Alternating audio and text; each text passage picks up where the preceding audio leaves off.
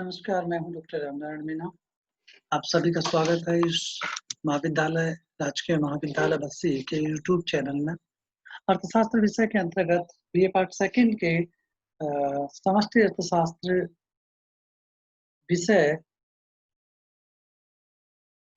में आज राष्ट्रीय आय और उससे संबंधित अवधारणाओं के ऊपर हम इस ई क्लास में चर्चा करना चाहते हैं। इसलिए पुनः आप सभी का स्वागत है।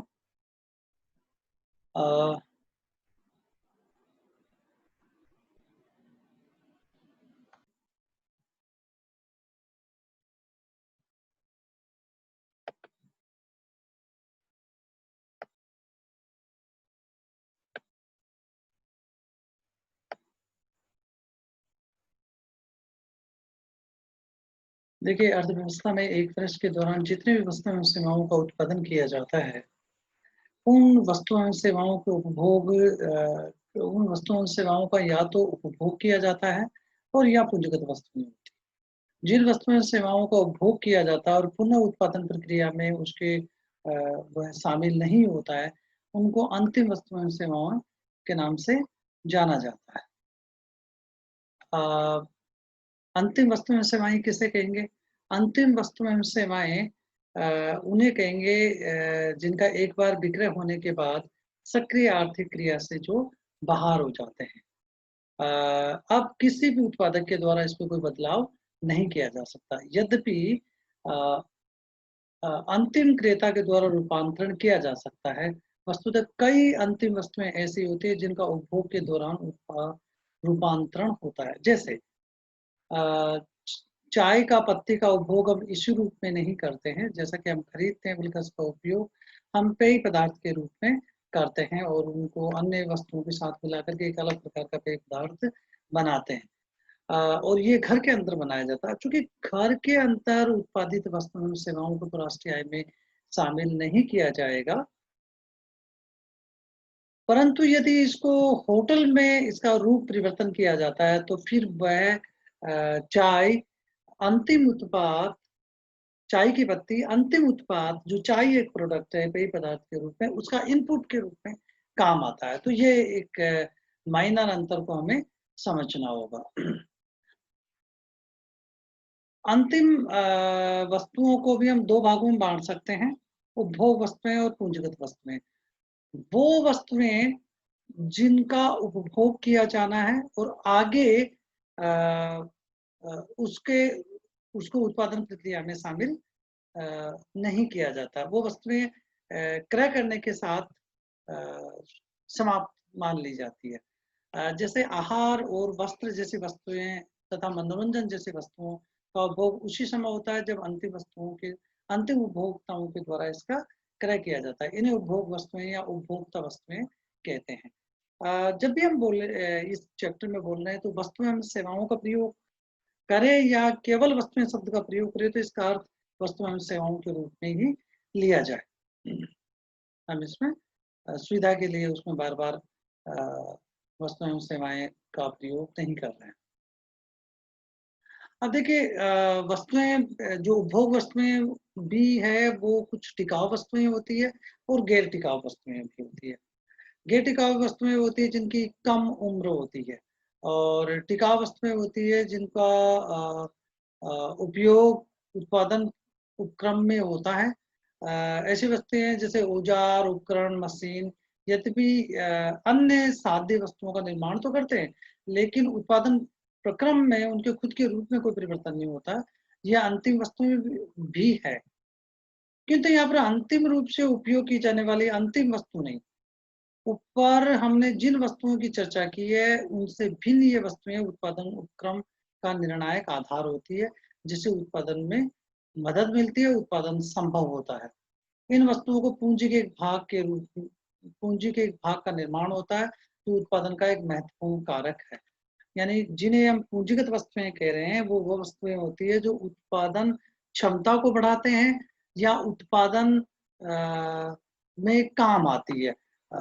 तो ये हमें महत्वपूर्ण रूप से समझना है कि ये उत्पादन क्षमता को बढ़ाती है तो ये निवेश वस्तुओं की श्रेणी में शामिल होती है। अब एक वस्तु हमने पहले भी इसको यूज किया था, इंटरमीडिएट गुड, मध्यवर्ती वस्तुएं। मध्यवर्ती वस्तुएं वो वस्तुएं होती है जो किसी अंतिम उत्पाद में कच्चे माल या आगत या इनपुट के रूप में प्रयुक्त होती है। ये अंतिम वस्तुएं भी नहीं है।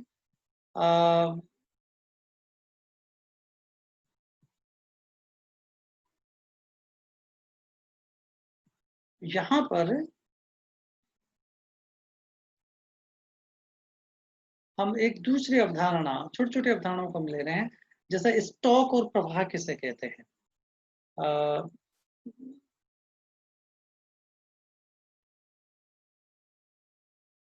जैसे हम ये कहते हैं कि किसी का औसत वेतन 10,000 रुपए है, अथवा इस्पात उद्योग का आउटपुट इतने टन या इतने रुपए में है, लेकिन ये एक अधूरा कथन है। जब तक ये नहीं दिया जाए कि किस समय बिंदु पे चर्चा की जा रही है या किस पीरियड की चर्चा की जा रही है, तब तक हम इस कथन को सही नहीं मानेंगे। तो जब किसी चर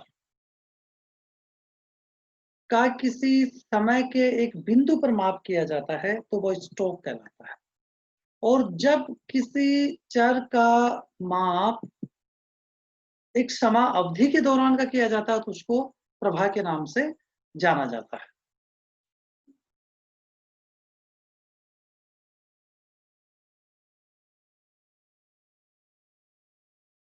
अब इसको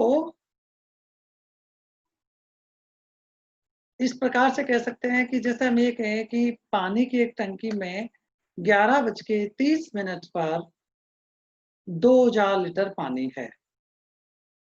ये तो हो गया स्टॉक। हम एक समय बिंदु पे बात कर रहे हैं कि पानी की टंकी में कितना पानी है।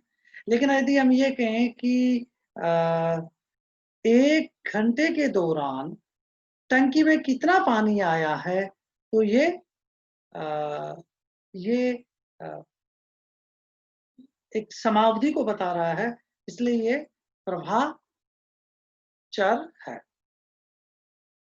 तो एक तो स्टॉक और प्रवाह की अवधारणा को हमने हल्का सा यहाँ पे डिस्कस किया है।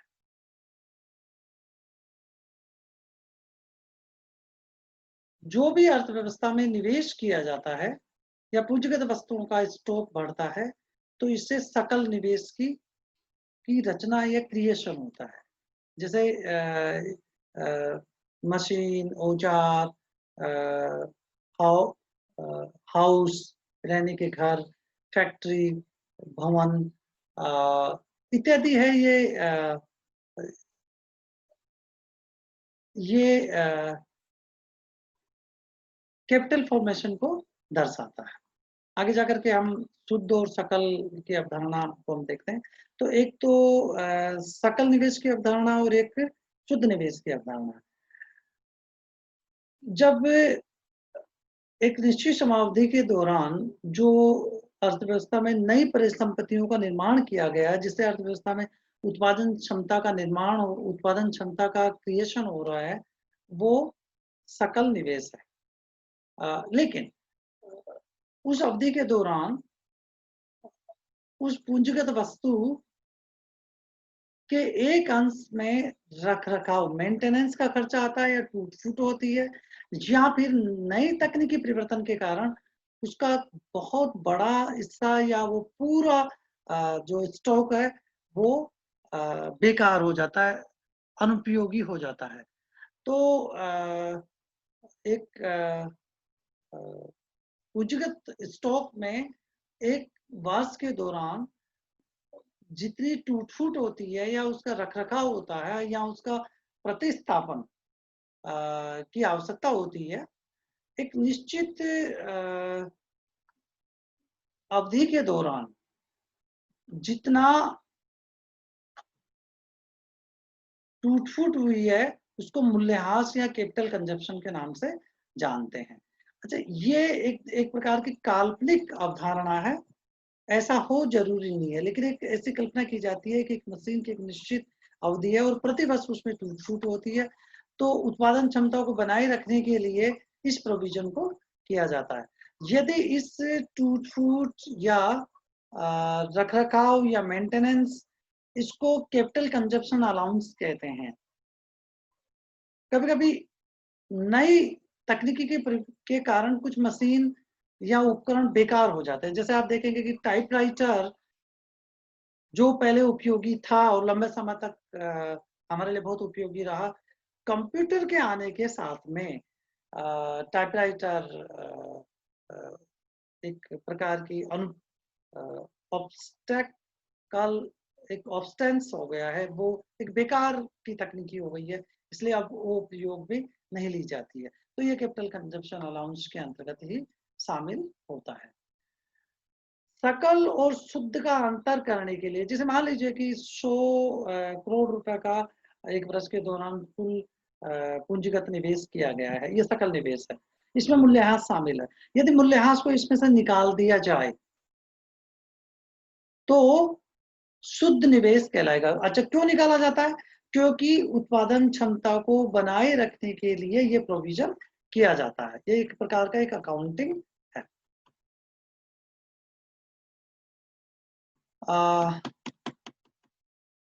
इसके साथ में ये जो मैं आपको स्क्रीन दिखा रहा हूँ, ये एनसीईआरटी का नेशनल इनकम से रिलेटेड चैप्टर है, उसको मैं आपके सामने रख रहा हूँ। देखिए यहाँ पे ये समीकरण देखिए, निवल यानी नेट इन्वेस्टमेंट किसे कहते हैं, उसकी परिभाषा, उसको समीकरण के रूप में बताया गया है सकल निवेश यानी ग्रोस इन्वेस्टमेंट माइनस डेप्रिसिएशन, सकल निवेश माइनस मूल्यह्रास से। तो शुद्ध निवेश ज्ञात करना चाहते हैं तो सकल निवेश में से मूल्यह्रास को घटा दिया जाता है, तो शुद्ध निवेश आ जाता है।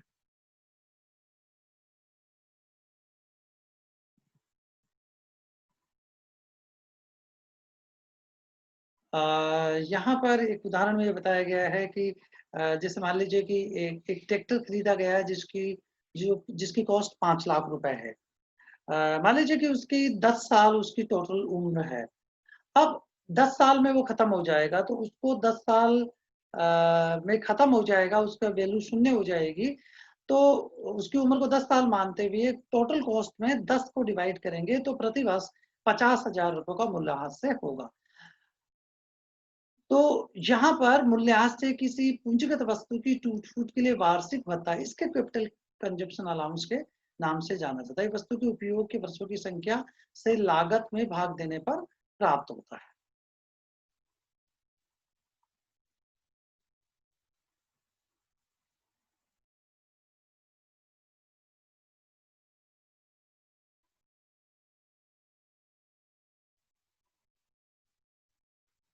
आगे हम डिस्कस ये करना चाह रहे हैं कि हाँ, एक कंसेप्ट और रह गया था कि चैप्टर को आगे शुरू किया जा सके। जो अंतिम वस्तुएं एवं सेवाएं एक वर्ष के दौरान उत्पादित की जाती है, उसमें से बिना बिका हुआ माल रह जाता है। या ये उपभोग वस्तुओं के संदर्भ में भी होता है और निवेश वस्तुओं के संदर्भ में भी उसका उपयोग नहीं किया गया है, इस संदर्भ में है। इसको जो माल अंतिम है, अंतिम उत्पादन है, लेकिन उसका उपभोग नहीं किया गया यानी उसकी विक्रय नहीं हुआ है, अथवा उसको पूंजीगत पूंजीगत उपकरण के रूप में काम नहीं लिया गया है, जो साल भर के दौरान बिका नहीं है, उसको बिना बिका हुआ माल कहते हैं। ये जो बिना बिका हुआ माल है, ये एक प्रकार का निवेश है। इस निवेश को बेसिकली माल अनुसूची के नाम से जाना जाता है, यानी जो माल नियोजित नहीं है, ये प्लान नहीं है कि उसको बेचा नहीं जाएगा, बेचा जाएगा लेकिन बिका नहीं है। माल अनुसूची में परिवर्तन होगा यदि माल बिका नहीं है, यानी जो माल वर्ष के प्रारंभ में बिना बिका हुआ था, वो इन्वेंटरी माल सूची के नाम से जाना जाता है। अब साल भर के दौरान जो माल नहीं बिका, वो आरंभ में जो माल की अनुसूची थी उसमें जुड़ जाएगा। तो माल अनुसूची एक प्रकार का अनियोजित संचय है। अब मान लीजिए साल भर के दौरान बिक्री में अप्रत्याशित वृद्धि हुई है, तो जो अनियोजित माल सूची था उसमें से इसको घटा दिया जाएगा। इसको एक उदाहरण के द्वारा समझा जा सकता है। जैसे देखिए कि साल के आरंभ में 100 कमीज 60 जो पिछले साल नहीं बिके उसका स्टॉक इस साल हमने ले लिया। साल के आरंभ में बिना माल की सूची में बिना बिका हुआ माल था, इसको माल सूची या इन्वेंटरी के नाम से जानते हैं। साल भर के दौरान 1000 कमीजों का उत्पादन और होता है और उसमें से 800 कमीज बिकते हैं। तो बिना बिका हुआ माल कितना रहा साल भर के दौरान? 200। और साल भर के प्रारंभ में कितना था? 100। तो माल अनुसूची में कितना परिवर्तन हुआ? 100 जो साल के आरंभ में था और 200 जो साल के अंत में और जुड़ गया बिना बिका हुआ माल। तो 300 कैपिटल इन्वेंटरी साल के अंत में है। यदि मान लीजिए अगले साल ये बिक जाता है और अगले साल बिक करके और 300 में से और उत्पादन और होता है 500 का, तो 300 और 500 800 हो गया और माल आपका 800 ही बिक जाता है, तो इन्वेंटरी 0 हो जाएगा अगले साल। तो एक कंसेप्ट यहाँ पे ये बताया गया। अब हम यहाँ पे बताया गया कि उत्पादन की 3 विधियां होती है। ये भी पिछले वीडियो में मैंने ये डिस्कस आप लोगों के साथ किया था। अब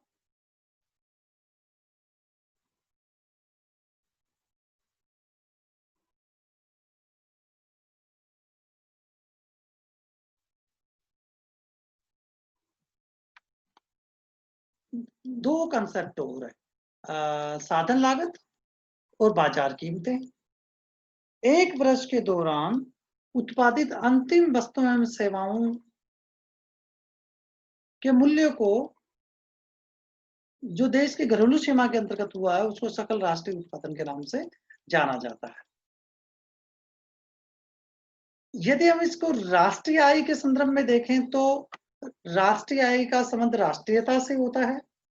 एक वर्ष के दौरान अंतिम वस्तुओं एवं सेवाओं के मूल्य के योग को जिसमें विदेशों का शुद्ध आयात निर्यात शामिल होता है वो राष्ट्रीय आय होती है। राष्ट्रीय आय को जब हम साधन लागत पर माप करते हैं, ये उत्पादन के साधनों को उनकी उत्पादन गतिविधियों के बदले किए गए भुगतान का प्रतीक है। तो इसको साधन लागत पर जीडीपी या साधन लागत पर राष्ट्रीय आय के नाम से जाना जाता है। ये 2 प्रकार की हो सकती है, बेस ईयर और चालू कीमतें या बाजार कीमतों के आधार पर। जब चालू वर्ष की कीमतों से किसी वस्तु के अर्थव्यवस्था में जो टोटल उत्पादन किया गया उससे उसका मल्टीप्लाई योग लिया जाए तो वो चालू कीमत पर जीडीपी कहलाता है। इस चालू कीमतों पर जीडीपी में कीमतों का प्रभाव शामिल होता है। यदि कीमतों के प्रभाव को समाप्त किया जाए तो कोई एक बेस ईयर को आधार मान करके और जीडीपी का मापन किया जाता है। इसके लिए जीएनपी डिफ्लेटर के माध्यम से वास्तविक जीडीपी को ज्ञात किया जा सकता है, जिसमें कीमतों के बढ़ने के प्रभाव को कम समाप्त किया जाता है। अब हम इन अवधारणाओं के साथ में राष्ट्रीय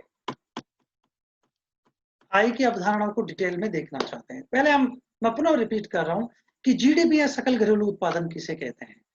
सकल घरेलू उत्पादन में किसी घरेलू अर्थव्यवस्था के अंतर्गत एक वर्ष के दौरान अंतिम वस्तुओं एवं सेवाओं के समस्त उत्पादन की का माप होता है। यानी जीडीपी एक निश्चित समावधि प्राय एक वर्ष में एक देश की घरेलू सीमाओं के अंतर्गत उत्पादित अंतिम वस्तुओं एवं सेवाओं के मूल्यों का मौद्रिक माप है। इसके अंतर्गत केवल देश की सीमाओं के अंतर्गत जो गतिविधियां हो रही है को ही शामिल किया जाता है। जैसे हम ये समझे, भारत का नागरिक यदि सऊदी अरब में मजदूरी अर्जित करता है, तो जब जीडीपी का मापन कर रहे हैं तो वह आय उस श्रम वह जो श्रमिक की आय है वो भारत की आय का हिस्सा नहीं होगी बल्कि सऊदी अरब की आय का हिस्सा होगी। और यदि ब्रिटेन का कोई नागरिक भारत में या ब्रिटेन का कोई नागरिक या ब्रिटेन की कोई कंपनी भारत में उत्पादन गतिविधियां करके आय प्राप्त करता है या लाभ प्राप्त करता है, तो वह भारत की जीडीपी में शामिल होगा, ब्रिटेन की जीडीपी में शामिल नहीं होगा। तो पुनः एक बार हम देखें, जब हम जीडीपी का मापन करते हैं तो केवल देश की घरेलू सीमाओं के अंतर्गत उत्पादित वस्तु एवं सेवाओं के मौद्रिक मूल्य का माप लिया जाता है। लेकिन जब हम राष्ट्रीय आय की बात करते हैं, जिसको हम ये कहें कि ग्रॉस नेशनल प्रोडक्ट के अंतर्गत हम इस बात को हम ध्यान रखें कि राष्ट्रीय आय की संकल्पना राष्ट्रीयता से है। अब राष्ट्रीयता का क्या माप है? राष्ट्रीयता का अर्थ यह है कि एक देश का नागरिक कहाँ निवास करता है, उसका रेजिडेंस कहाँ है, या यूं कहें कि उस नागरिक का वेस्टेड इंटरेस्ट नॉर्मल रेजिडेंस उसका कहाँ है। जैसे भारत का कोई नागरिक यदि ब्रिटेन में जाकर के काम करता है तो उसके द्वारा ब्रिटेन में जो आय अर्जित की जाती है, लाभ अर्जित किया जाता है, वह ब्रिटेन की आय नहीं होगी, भारत की आय होगी, क्योंकि इसका संबंध राष्ट्रीयता से है। यदि वह भारत का नागरिक है और भारत में उसका वेस्टेड इंटरेस्ट है, तो इस परिभाषा के अनुसार सकल राष्ट्रीय उत्पाद के अंतर्गत एक देश की घरेलू सीमा में जो उत्पादन किया गया है, यानी जो जीडीपी है वो, और शेष विश्व से साधन अर्जित आय, शुद्ध साधन अर्जित आय क्या है, इसको इसमें शामिल किया जाएगा। अब शुद्ध साधन अर्जित आय क्या है? शुद्ध साधन अर्जित आय का अर्थ यह है कि भारत के नागरिक शेष विश्व में जो आर्थिक गतिविधियों में अपना योगदान देकर के आय प्राप्त करते हैं, साधन आय प्राप्त करते हैं अथवा लाभ प्राप्त करते हैं, तो ये तो हो गया भारत की आय का हिस्सा, तो ये तो जुड़ जाएगा भारत की जीडीपी में। और घटेगा क्या? शेष विश्व के लोग जो भारत की सीमा में रह करके वस्तुओं एवं सेवाओं का उत्पादन करते हैं या लाभ प्राप्त करते हैं, वो घट जाएगा। तो अब हम इसको किस प्रकार से कहें? सकल राष्ट्रीय उत्पाद के अंतर्गत ये एक प्रकार की समानिका आइडेंटिटी बन जाएगी कि यदि सकल राष्ट्रीय उत्पाद ज्ञात करना चाहते हैं तो जीडीपी में विदेशों से प्राप्त निवल कारक आय। अब निवल कारक आय किसको? कारक का मतलब होता है फैक्टर इनकम। निवल factor income, net factor income earn from abroad को जीडीपी में शामिल करके और जीएनपी ज्ञात किया जाता है। अब net factor income earn from abroad है क्या?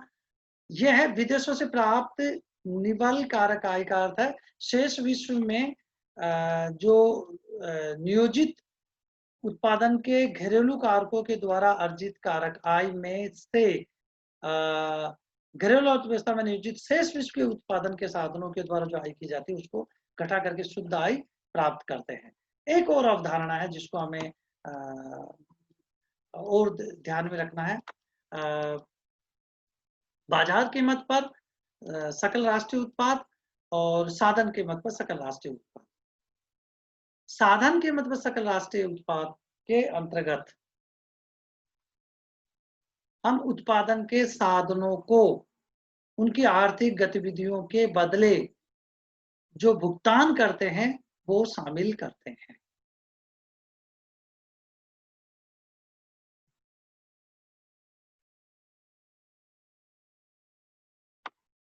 परंतु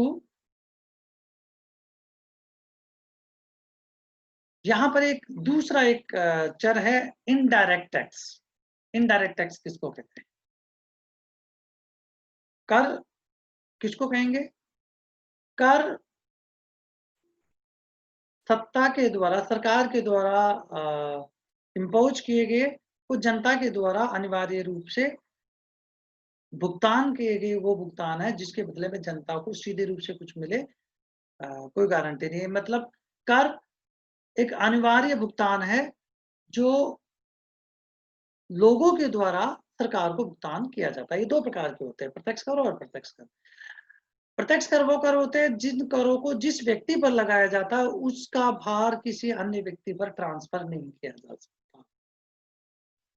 वो कर जिसको दूसरों पे शिफ्ट नहीं किया जा सकता वो प्रत्यक्ष कर कहलाते हैं, जैसे आय कर और निगम कर। अप्रत्यक्ष कर किसे कहते हैं? वह कर जिसको दूसरे व्यक्तियों पर पूरे या आंशिक रूप से ट्रांसफर शिफ्ट किया जा सकता है, दूसरे व्यक्तियों पर टाला जा सकता है, वो इनडायरेक्ट टैक्स कहलाते हैं। जैसे बिक्री कर, एक्साइज ड्यूटी, कस्टम ड्यूटी, ये दूसरे पर पूरे या आंशिक रूप से ट्रांसफर किए जा सकते हैं। अब इसको हम फिर एक बार समझें कि नेट इनडायरेक्ट टैक्स किसको कहते हैं। यहां पर नेट इनडायरेक्ट टैक्स, ये क्रसर पे देखिए, नेट इनडायरेक्ट टैक्स किसको कहते हैं? नेट इनडायरेक्ट टैक्स का अभिप्राय होता है कि इनडायरेक्ट टैक्स में से उत्पादन के साधनों को जो सब्सिडी दी जाती है उसको घटा दिया जाए तो नेट इनडायरेक्ट टैक्स कहलाता है। अब जो बाजार कीमत पर जीडीपी मापन किया, जीडीपी या जीएनपी का मापन किया जाता है, उसमें इनडायरेक्ट टैक्सेस शामिल होते हैं, परंतु इसके अंतर्गत सब्सिडी शामिल नहीं होती क्योंकि सब्सिडी उत्पादन के साधनों को मिलती है, यह बाजार का हिस्सा नहीं बनती है। साधन लागत पर जो जीडीपी होती है, साधन लागत पर जीडीपी का अभिप्राय ये होता है कि उत्पादन के साधनों को जो उनकी आर्थिक गतिविधियों के बदले जो भुगतान किया गया है उसको साधन लागत पर जीडीपी या साधन लागत पर जीएनपी के नाम से जाना जाता है। इसके अंतर्गत सब्सिडी भी शामिल होती है। तो जब कभी बाजार कीमत पर जीएनपी की बात की जाती है, इसका मतलब उसके अंतर्गत इनडायरेक्ट टैक्सेस शामिल होते हैं। और जब कभी हम जीएनपी एट फैक्टर कॉस्ट की बात कर रहे हैं तो जीएनपी एट फैक्टर कॉस्ट में सब्सिडी शामिल होती है। अब आगे जाकर के हम देखेंगे कि बाजार कीमत पर जीडीपी और साधन लागत पर जीडीपी जब कंसेप्ट को लेंगे तो ये वस्तुतः काफी क्लियर हो जाएगा। ये डायग्राम हम इसमें यहाँ पे देखना चाहते हैं। देखिए इस डायग्राम को देखिए, ये एक चित्र है जिसके माध्यम से हम बहुत चीजें स्पष्ट हो जाती है। देखिए जीडीपी जिसको एक देश की घरेलू सीमाओं के अंतर्गत उत्पादित अंतिम वस्तुओं एवं सेवाओं का मौद्रिक माप कहते हैं। ये जीडीपी है जो एक वर्ष में उत्पादन किया जाता है, देश की घरेलू सीमाओं के अंतर्गत उत्पादन किया जाता है। इसमें शुद्ध आयात और निर्यात शामिल नहीं होता है। यदि जीडीपी में विदेशों से अर्जित शुद्ध साधन आय को शामिल कर लिया जाए तो यह जीएनपी कहलाएगी। इन दोनों का योग GDP plus net foreign income earn from factor income earn from abroad, इन दोनों का योग जीएनपी कहलाता है। यह किसके बराबर होता है? NNP eight market cost plus depreciation.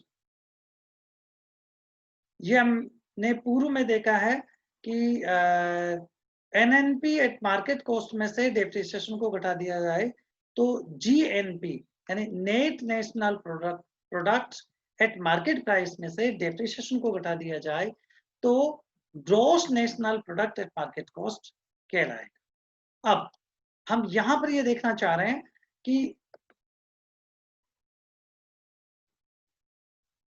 यह है मूल्यह्रास plus NNP eight factor cost जो जीएनपी कहलाता है, और ये बाजार कीमत पर जीएनपी है। ये अगले जो चित्र उसके बराबर है। नेशनल इनकम या एनएनपी एट फैक्टर कॉस्ट में यदि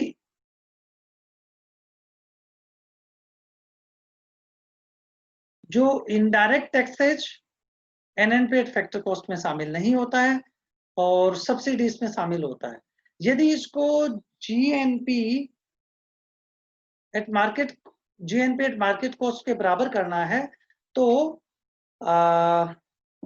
नेशनल इनकम या एनएनपी एट फैक्टर कॉस्ट में इनडायरेक्ट टैक्सेज को जोड़ दिया जाए और सब्सिडी को घटा दिया जाए तो ये है जीएनपी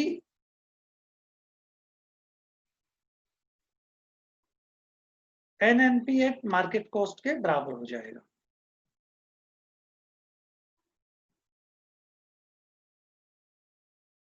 यदि हम इस को दूसरे इस पीडीएफ से देखें तो भी लगभग हमको यही चीज निकल करके आ जाएगी। हमने पूर्व में डिस्कस किया है कि जीएनपी के कंपोनेंट क्या है। जीएनपी के कंपोनेंट है सी प्लस आई प्लस जी प्लस एक्स माइनस एम। तो देखिए जब हम सी प्लस आई प्लस जी को ही लेते हैं तो ये जीडीपी कहलाती है। यदि इसमें एक्स माइनस एम जोड़ दिया जाता है सी प्लस आई प्लस जी प्लस एक्स माइनस एम तो ये ग्रॉस नेशनल प्रोडक्ट, और चूंकि उत्पादन वे के बराबर होता है तो ये ग्रॉस नेशनल एक्सपेंडिचर के बराबर भी है। जीडीपी सी प्लस आई प्लस जी है और ये जीडीपी बराबर होगा यदि जीएनपी में से x माइनस एम को घटा दिया जाए तो जीडीपी निकल करके आ जाएगी। यदि हम जीएनपी से जीडीपी निकालना चाहते हैं तो उसमें से जीएनपी में से x माइनस एम को घटा दिया जाए तो GNP minus bracket x minus M. अब यदि इसको खोल के देखेंगे ब्रैकेट को हम ओपन करेंगे तो जीएनपी में से निर्यात घटेगा तथा आयात जुड़ जाएगा और ये जीडीपी के बराबर आ जाएगा। अब यदि जीडीपी में से डेप्रिसिएशन घटा दिया जाए तो एनडीपी नेट नेशनल प्रोडक्ट, मैंने पूर्व में ये बताया था कि सकल और घरेलू के बीच में सकल और शुद्ध के बीच में अंतर क्या है। सकल उत्पादन में से मूल्यह्रास को घटा दिया जाए तो शुद्ध उत्पादन निकल करके आ जाता है। तो यहाँ पर शुद्ध उत्पादन net national product equal to gross domestic production minus depreciation होता है। अब देखिए यहाँ पर निजी आय किसको कहेंगे। निजी क्षेत्र में निजी क्षेत्र की घरेलू उत्पत्ति से उपार्जित आय में राष्ट्रीय ऋणों का ब्याज हस्तांतरण भुगतान और पेंशन आदि को जोड़ते हैं। इसको और थोड़ा डिटेल में आगे जाकर के देखेंगे। पर्सनल इनकम किसको कहेंगे। निजी आय में से निजी कंपनियों की बचतों और निगम कर घटाने पर व्यक्तिगत आय निकल करके आ जाती है। देखिए जो अनडिस्ट्रीब्यूटेड प्रॉफिट होता है और जिसको हम कंपनियों की बचत कहते हैं और निगम कर, ये उत्पादन के साधनों को प्राप्त नहीं होती है। अतः यदि हम प्राइवेट इनकम में से कंपनियों की बचतों और निगम कर को घटा देते हैं तो व्यक्तिगत आय यानी पर्सनल इनकम निकल करके आ जाएगी। व्यक्तिक आय को ज्ञात करने के लिए राष्ट्रीय आय में से निम्न मदों को घटाते हैं। अब ये बहुत महत्वपूर्ण है, जिसको कई बार काफी कंफ्यूज पैदा करता है। राष्ट्रीय आय में से contribution made by persons to social security insurance, सामाजिक सुरक्षा अंशदान को घटा देते हैं, मतलब किन राशियों को घटाते हैं? तो सामाजिक सुरक्षा अंशदान को घटाते हैं, कॉर्पोरेट टैक्स लाइबिलिटीज को घटा देते हैं और अनडिस्ट्रीब्यूटेड प्रॉफिट को घटा देते हैं। ये क्यों घटा रहे हैं हम? ये इसलिए घटा रहे हैं क्योंकि ये लोगों की आय का हिस्सा नहीं बनती है, ये उनकी आय में से कम हो जाता है।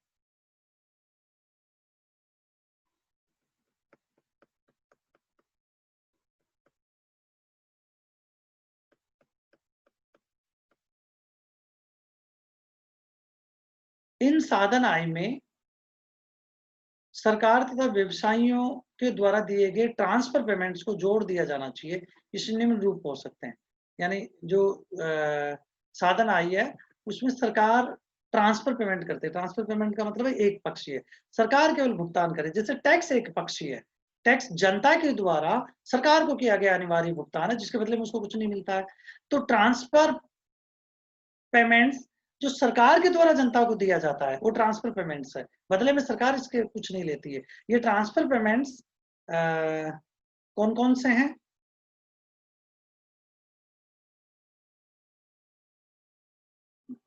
इंटरेस्ट ऑन पब्लिक डेट्स, लोक ऋण पर ब्याज, पेंशन टू रिटायर्ड पर्सन्स,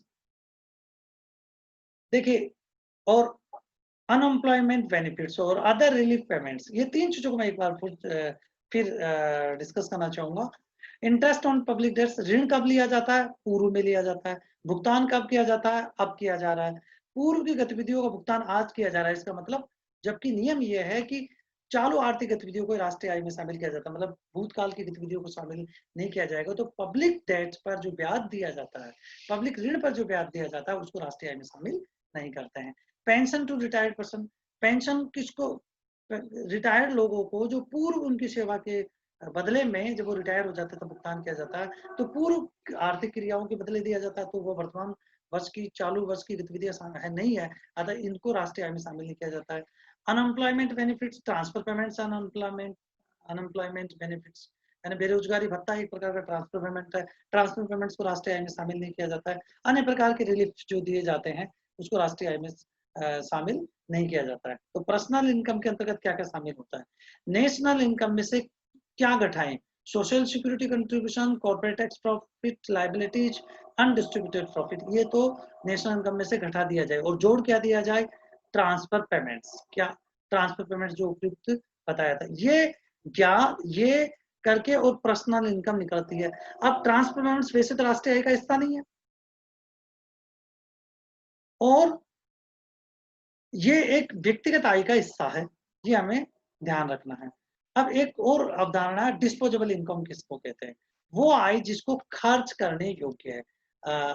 तो जो पर्सनल इनकम है उसमें से यदि डायरेक्ट टैक्स को घटा दिया जाए, क्योंकि एक व्यक्ति की आय पर आयकर दिया जाता है, ये डायरेक्ट टैक्स है।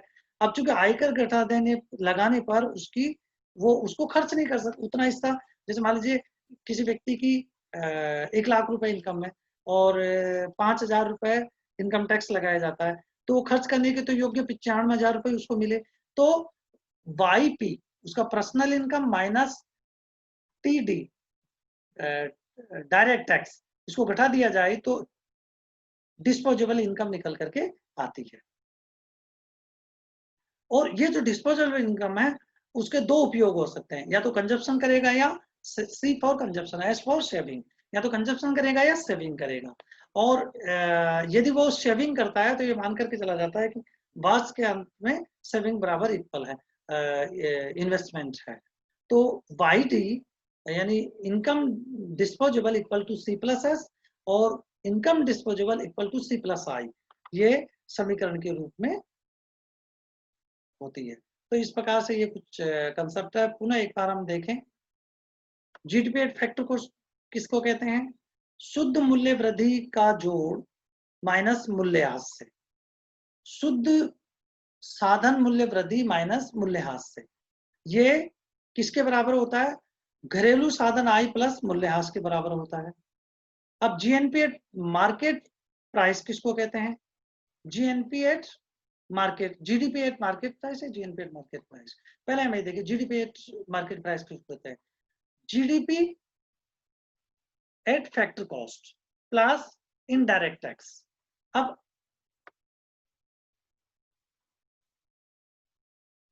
यदि जीडीपी एट फैक्टर कॉस्ट में इनडायरेक्ट टैक्सेस को शामिल कर दिया जाए तो जीडीपी एट मार्केट प्राइस के बराबर हो जाएगा। पुनः मैं एक बार ये दोनों के बीच में अंतर, जीडीपी एट फैक्टर कॉस्ट और जीडीपी एट मार्केट कॉस्ट के अंतर को स्पष्ट करना चाहूंगा। जीडीपी एट फैक्टर कॉस्ट के अंतर्गत, फैक्टर कॉस्ट का मतलब है साधनों को उनकी उत्पादन गतिविधियों के बदले किया गया भुगतान। फैक्टर कॉस्ट के अंतर्गत सब्सिडी शामिल होता है लेकिन इनडायरेक्ट टैक्सेस शामिल नहीं होता है। और market price, GDP at market price के अंतर्गत इनडायरेक्ट टैक्सेस शामिल होता है परंतु सब्सिडी शामिल नहीं होता है। तो दोनों को बराबर करने के लिए इस अवधारणा को समझना जरूरी है। GNP GDP at market price equal to GDP at market price equal to GDP at factor cost plus indirect tax. अब जीएनपी एट मार्केट प्राइस ज्ञात करने के लिए किससे ज्ञात करना चाह रहे हैं? GDP at market price. यदि इसमें विदेशों से अधिक शुद्ध साधन आय को जोड़ दिया जाए तो जीएनपी एट मार्केट प्राइस निकल करके आ जाएगा।